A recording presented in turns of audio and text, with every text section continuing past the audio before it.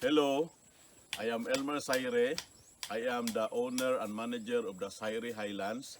The Sayre Highlands consists of two farms. A farm in Mantikau, Upper Tuod, Mantikau, Misamis Oriental. This is Upper Tuod. This is 8 hectares dragon fruit plantation. And the other farm is in Awan. It is an integrated farm. Uh, Crops and livestock, duck racing, cacao, falcata, and so on. Here in this farm, I will try to explain to you how we grow dragon fruit and tour you around the farm. Okay, so this one is how we grow dragon fruit in tires. Okay, this is junk tire piled together, and the dragon fruit is planted at the top. Okay, and it grows outwards like that. So this dragon fruit will flower and fruit at the sides. Okay, the tire is used in order to support the weight of the dragon fruit. Okay, inside the tire are organic fertilizer, organic matter put into the tire. Here, this is newly planted dragon fruit. This is being cultivated now. As you can see, full of organic fertilizer. And we put a little limestone, as well as we put also a little of urea. Urea 4500 fertilizer we put in every 4 months. At least about 20 grams so to 30 grams of urea. Very small amount around. Then cultivate it, and you can see the dragon fruit is trained around the post. As you can see here. So it's growing nicely. The stems are very strong. Okay. And in here we have a post. This is bamboo and concrete. And we have also support of Madre de Cacao. This one is Madre de Cacao plant. You just trim it around and you have the support. Okay.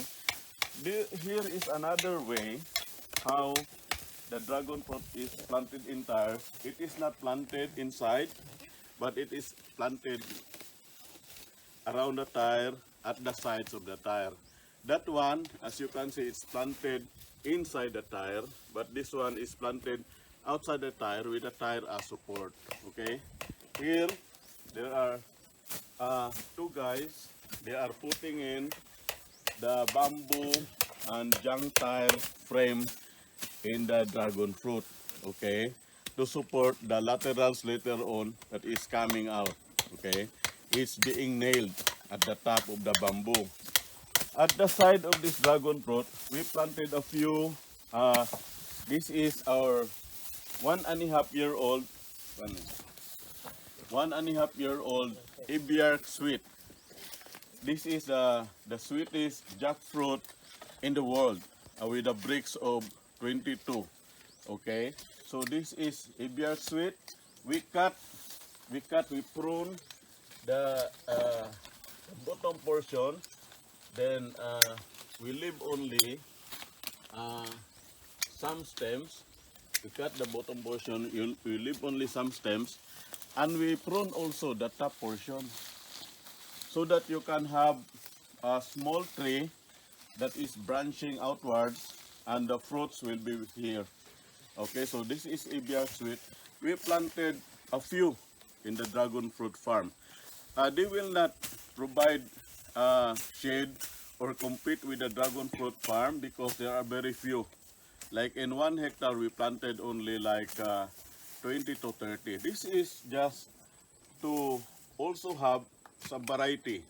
When visitors will come, they will not only taste our dragon fruit, but they will also taste some of our jackfruit. Here I will show you. Sometimes you have this disease in the dragon fruit, especially during rainy season. This one, okay. As you can see, yellowish portion, the dead portion. You just cut this, put it inside sack or bury it in the ground, because this is fungal attack and this may spread in your dragon fruit farm. So this one is beginning to show. So you just cut it, then throw this away. Later on, somebody will get this one and throw this outside. So you check the dragon fruit plant if there are diseased portion, you cut it out. Okay, here you have some small stems coming out. You just cut this. This is not important. They will not bear fruit. So just trim the dragon fruit to leave the longest shoot out, because the longest shoot will be the ones who will provide the fruit. Okay, now we go to this portion here. This side, you can see this is a mosquito netting. Inside, we grow some vegetables. This is newly planted pechay. So we put in mosquito netting, this one, to ward up insects coming in. So this portion interspersed in the dragon fruit plantation are some vegetable plants. Vegetables that we used to cook in the afternoons for the lunch meal that we have. So it's like this. You grow them, so you don't need to use chemical fertilizer to ward up insects, because you have also already the mosquito netting. So in the farm, we have several of these. Okay. So here, if you can see, we have the cuttings. We have so much cuttings of the dragon fruit. We put the cuttings in the shade. Okay, this one. We put them in the shade, and later on, after 3 weeks, they are in the shade. We select the most healthy cuttings, the longest cuttings for planting in our area. So for example, this one, we don't select cuttings that are young. You see cuttings that are young because they are like soft, very soft. Mature cuttings are kind of hard, and they have already some roots. This is aerial roots coming out. So this one is already dry. So we select cuttings like this for planting, expansion in our field. Okay. So here we go in this side.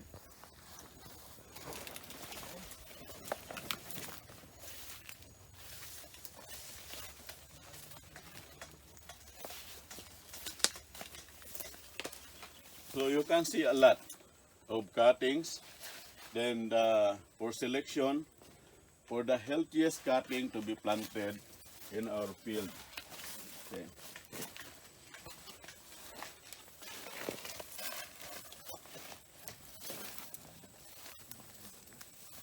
In here,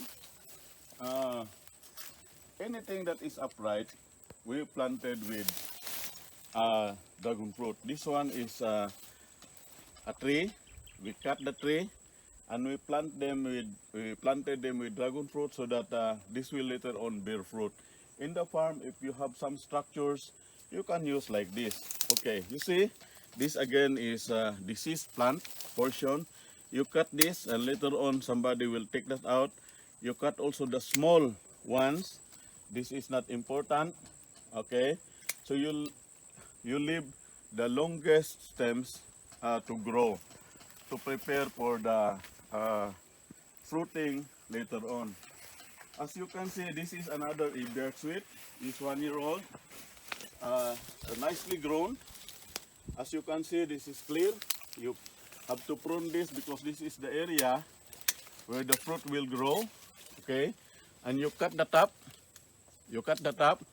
The top is cut so that you have smaller tree. Okay, this is later on we will show you if this will fruit, because this is from Leyte, very far. We gather the jackfruit seedling to be planted here.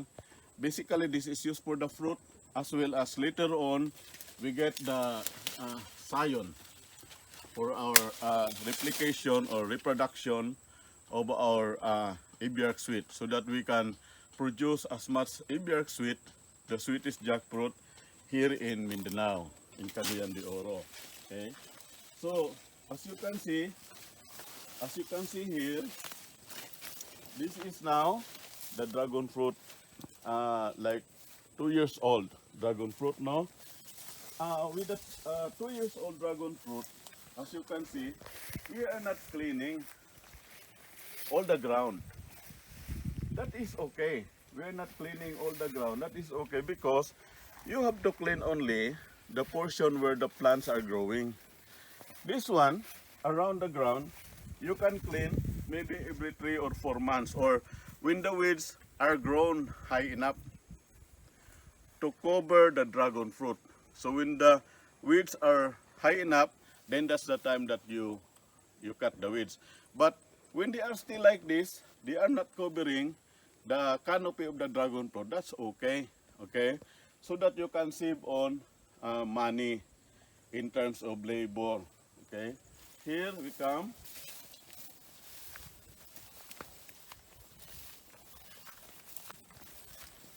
This one is showing you an old junk steel frame. This is basically used before for a piggery, and we use this one because this is upright and this is steel, very strong. We used to plant the dragon fruit around this one. So the dragon fruit later on will grow like that around. So if you have structures, tree, stones like this, junk tire, you can use that for your dragon fruit plantation. Okay, this one also is another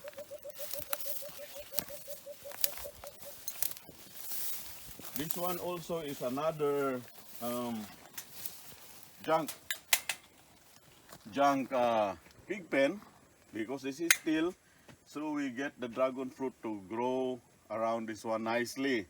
Later on, our own main purpose is to have dragon fruit, the fruit of the dragon fruit, no? So we use this in order to utilize this junk material for growing the dragon fruit, okay? So here we see this one, every now and then, you only take out the weeds that are growing around your dragon fruit, so that the nutrients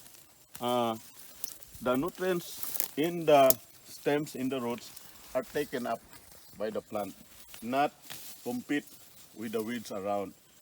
Okay, with this one, you cut the unwanted plants like that, okay? They are not needed, so you cut them, take them out.